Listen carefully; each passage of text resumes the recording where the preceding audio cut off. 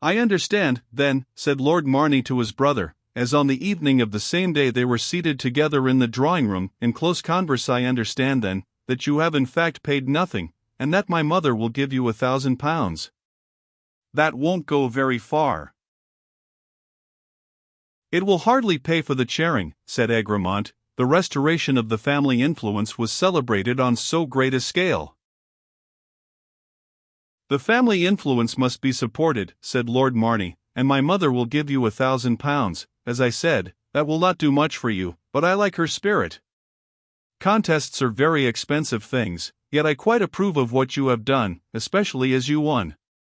It is a great thing in these £10 days to win your first contest, and shows powers of calculation which I respect.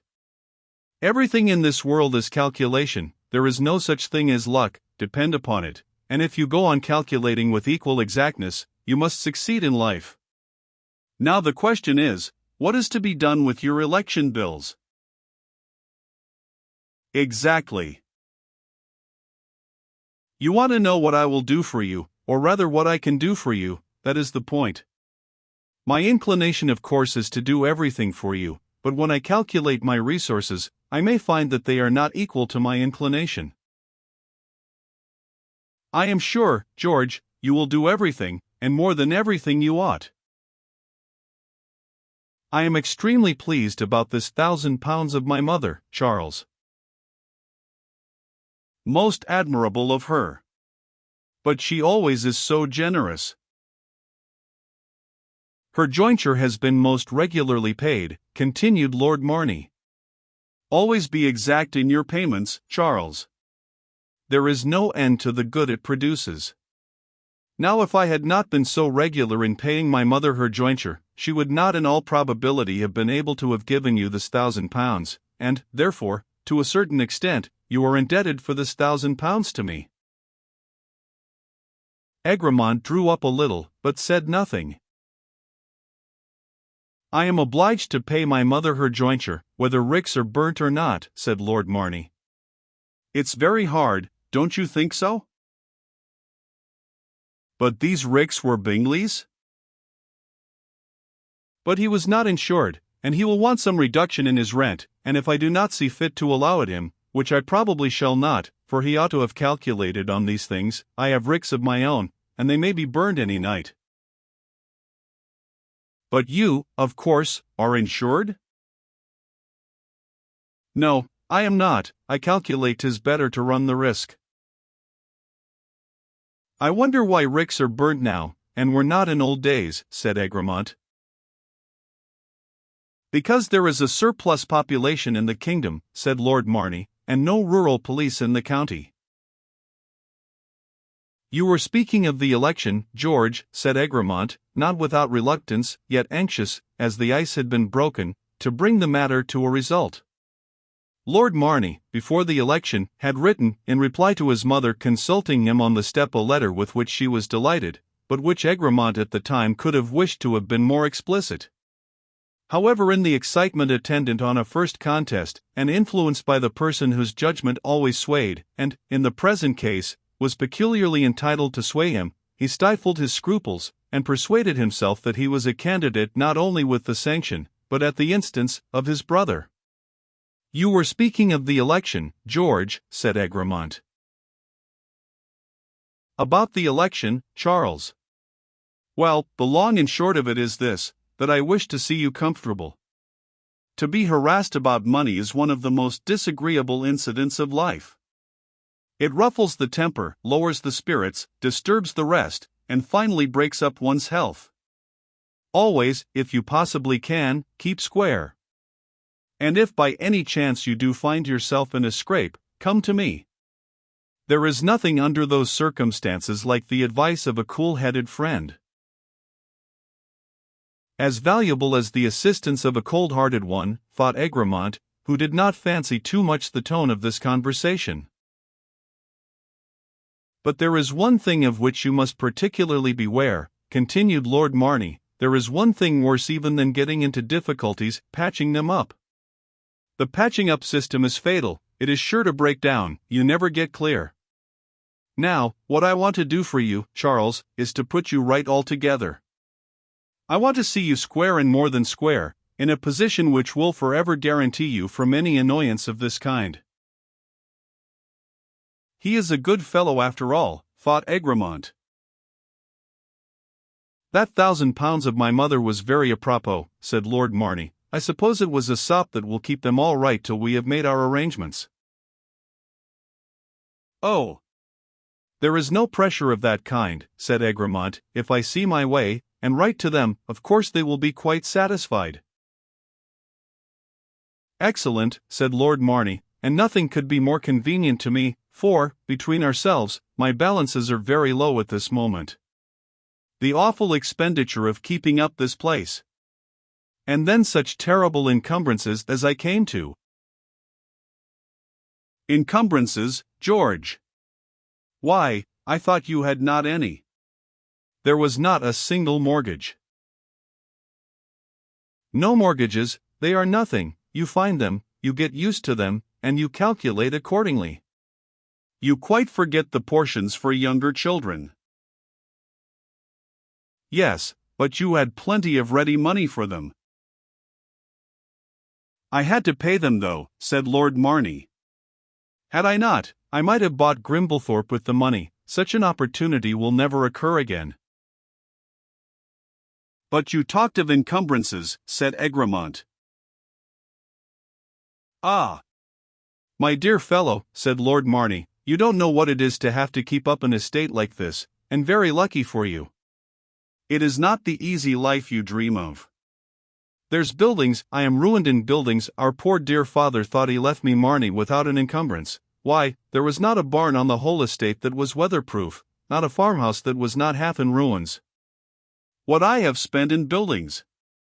And draining! Though I make my own tiles, draining, my dear fellow, is a something of which you have not the least idea."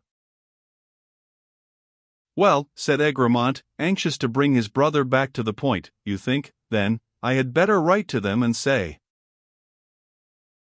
"Ah! Now for your business," said Lord Marney.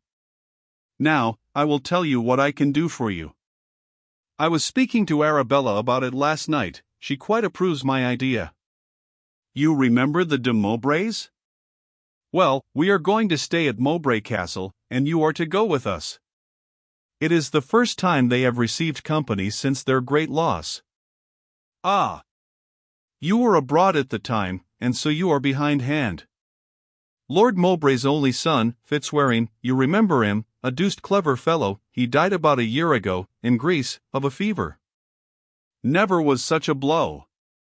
His two sisters, Lady Joan and Lady Maud, are looked upon as the greatest heiresses in the kingdom, but I know Mowbray well. He will make an eldest son of his eldest daughter. She will have it all. She is one of Arabella's dearest friends, and you are to marry her." Egremont stared at his brother, who patted him on the back with an expression of unusual kindness, and adding, "You have no idea what a load this has taken off my mind, my dear Charles, so great has my anxiety always been about you, particularly of late. To see you Lord of Mowbray Castle will realize my fondest hopes.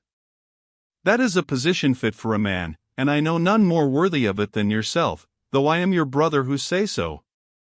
Now let us come and speak to Arabella about it." So saying, Lord Marney, followed somewhat reluctantly by his brother, advanced to the other end of the drawing-room, where his wife was employed with her embroidery frame, and seated next to her young friend, Miss Poinsett, who was playing chess with Captain Grouse, a member of the chess club, and one of the most capital performers extant. "Well, Arabella," said Lord Marney, "it is all settled. Charles agrees with me about going to Mowbray Castle, and I think the sooner we go the better. What do you think of the day after tomorrow?" "That will suit me exactly, and therefore I think we had better fix on it." "We will consider it settled." Lady Marney looked embarrassed, and a little distressed. Nothing could be more unexpected by her than this proposition, nothing more inconvenient than the arrangement. It was very true that Lady Joan Fitzwaring had invited them to Mowbray, and she had some vague intention, some day or other, of deliberating whether they should avail themselves of this kindness, but to decide upon going, and upon going instantly, without the least consultation, the least inquiry as to the suitableness of the arrangement, the visit of Miss Poinsett abruptly and ungraciously terminated. For example, all this was vexatious, distressing, a mode of management which out of the simplest incidents of domestic life contrived to extract some degree of perplexity and annoyance. "Do not you think, George," said Lady Marney, "that we had better talk it over a little?" "Not at all," said Lord Marney. "Charles will go, and it quite suits me, and therefore what necessity for any consultation?"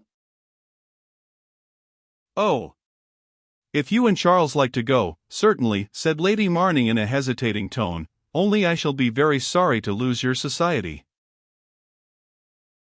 "How do you mean lose our society, Arabella? Of course you must go with us. I particularly want you to go. You are Lady Joan's most intimate friend. I believe there is no one she likes so much."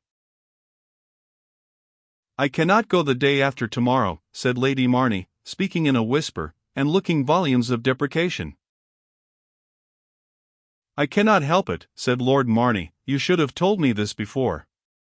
I wrote to Mowbray today, that we should be with him the day after tomorrow, and stay a week."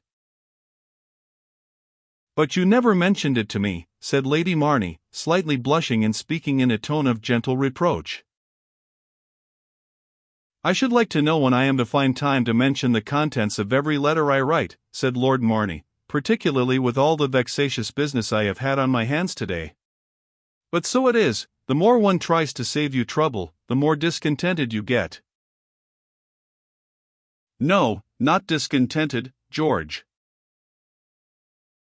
I do not know what you call discontented, but when a man has made every possible arrangement to please you and everybody, and all his plans are to be set aside merely because the day he is fixed on does not exactly suit your fancy, if that be not discontent, I should like very much to know what is, Arabella."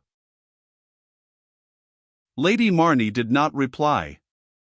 Always sacrificed, always yielding, the moment she attempted to express an opinion, she ever seemed to assume the position not of the injured but the injurer.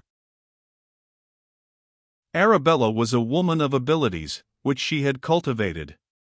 She had excellent sense, and possessed many admirable qualities. She was far from being devoid of sensibility, but her sweet temper shrank from controversy, and nature had not endowed her with a spirit which could direct and control. She yielded without a struggle to the arbitrary will and unreasonable caprice of a husband, who was scarcely her equal in intellect, and far her inferior in all the genial qualities of our nature, but who governed her by his iron selfishness. Lady Marney absolutely had no will of her own. A hard, exact, literal, bustling, acute being environed her existence, directed, planned, settled everything. Her life was a series of petty sacrifices and balked enjoyments. If her carriage were at the door, she was never certain that she would not have to send it away. If she had asked some friends to her house, the chances were she would have to put them off. If she were reading a novel, Lord Marney asked her to copy a letter. If she were going to the opera, she found that Lord Marney had got seats for her and some friend in the House of Lords, and seemed expecting the strongest expressions of delight and gratitude from her for his unasked and inconvenient kindness. Lady Marney had struggled against this tyranny in the earlier days of their union. Innocent, inexperienced Lady Marney! As if it were possible for a wife to contend against a selfish husband, at once sharp-witted and blunt-hearted. She had appealed to him, she had even reproached him, she had wept, once she had knelt. But Lord Marney looked upon these demonstrations as the disordered sensibility of a girl unused to the marriage state, and ignorant of the wise authority of husbands, of which he deemed himself a model. And so, after a due course of initiation, Lady Marney, invisible for days, plunged in remorseful reveries in the mysteries of her boudoir, and her lord dining at his club and going to the minor theatres, the Countess was broken in, and became the perfect wife of a perfect husband. Lord Marney, who was fond of chess, turned out Captain Grouse, and very gallantly proposed to finish his game with Miss Poinsett, which Miss Poinsett, who understood Lord Marney as well as he understood chess, took care speedily to lose, so that his lordship might encounter a champion worthy of him. Egremont, seated by his sister-in-law, and anxious by kind words to soothe the irritation which he had observed with pain his brother create, entered into easy talk, and after some time, said, "I find you have been good enough to mold my destiny." Lady Marney looked a little surprised, and then said, "How so?" "You have decided on, I hear, the most important step of my life." "Indeed, you perplex me." "Lady Joan Fitzwaring, your friend." The Countess blushed. The name was a clue which she could follow, but Egremont nevertheless suspected that the idea had never previously occurred to her. Lady Joan she described as not beautiful, certainly not beautiful. Nobody would consider her beautiful, many would indeed think her quite the reverse, and yet she had a look, one particular look when, according to Lady Marney, she was more than beautiful. But she was very clever, very indeed, something quite extraordinary. Accomplished?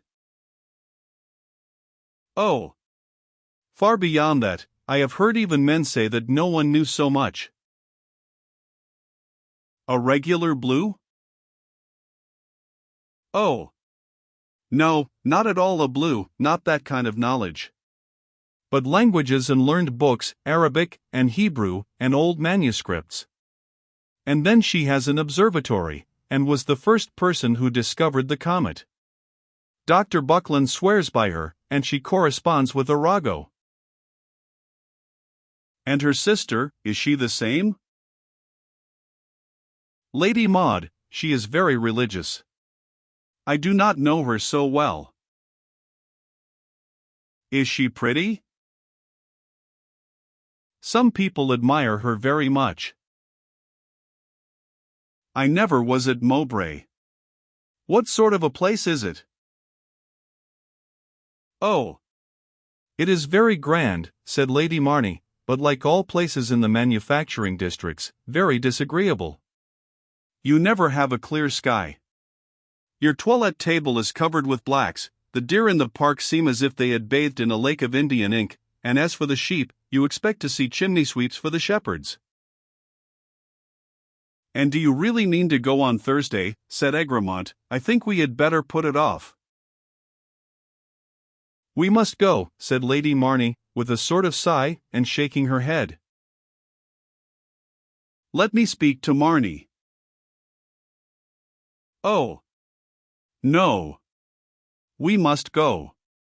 I am annoyed about this dear little Poinsett. She has been to stay with me so very often, and she has only been here 3 days. When she comes in again, I wish you would ask her to sing, Charles. Soon the dear little Poinsett was singing, much gratified by being invited to the instrument by Mr. Egremont, who for a few minutes hung over her, and then, evidently under the influence of her tones, walked up and down the room, and only speaking to beg that she would continue her charming performances. Lady Marney was engrossed with her embroidery, her lord and the captain with their game. And what was Egremont thinking of? Of Mowbray, be you sure. And of Lady Joan or Lady Maud? Not exactly. Mowbray was the name of the town to which the strangers he had met with in the abbey were bound. It was the only piece of information that he had been able to obtain of them, and that casually. When the fair vision of the starlit arch, about to descend to her 2 companions, perceived that they were in conversation with a stranger, she hesitated, and in a moment withdrew. Then the elder of the travellers, exchanging a glance with his friend, bid good even to Egremont. Our way perhaps lies the same, said Egremont. I should deem not, said the stranger, nor are we alone. And we must be stirring, for we have far to go, said he who was dressed in black. My journey is very brief, said Egremont, making a desperate effort to invite communication, and I am on horseback. And we on foot, said the elder, nor shall we stop till we reach Mowbray, and with a slight salute, they left Egremont alone. There was something in the manner of the elder stranger which repressed the possibility of Egremont following him. Leaving then the cloister garden in another direction, he speculated on meeting them outside the abbey. He passed through the ladies' chapel. The beautiful religious was not there. He gained the west front, no one was visible. He took a rapid survey of each side of the abbey, not a being to be recognized. He fancied they must have advanced towards the abbey farm, yet they might have proceeded further on in the dale. Perplexed, he lost time. Finally he proceeded towards the farm, but did not overtake them, reached it, but learned nothing of them, and arrived at his brother's full of a strange yet sweet perplexity.